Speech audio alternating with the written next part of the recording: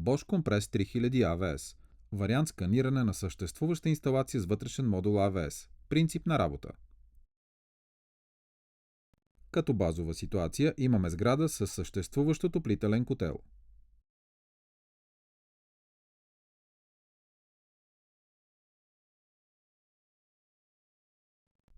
Ситуация 1. Начало на отоплителния сезон. Външната температура е 15 градуса. Термопомпата работи на ниска модулационна степен и покрива отоплителната потребност. Смесителният вентил е затворен.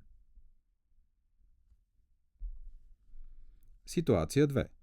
Зимен ден. Външната температура е 2 градуса. Термопомпата работи на средна модулационна степен и покрива отоплителната потребност. Смесителният вентил е затворен. Ситуация 3. Консумация на битова гореща вода. Външната температура е 2 градуса. Термопомпата покрива потребността от топла вода. Смесителният вентил е затворен.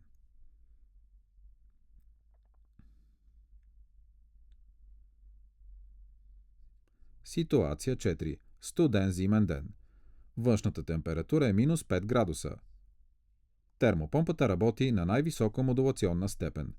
Щом бъде достигната бивалентната точка, системата превключва на паралелна работа с съществуващият отоплителен котел. Смесителният вентил е частично отворен. Ситуация 5. Най-студеният зимен ден. Външната температура е минус 15 градуса. Термопомпата е изключена и системата работи в алтернативен режим с съществуващият отоплителен котел. Смесителният вентил е напълно отворен.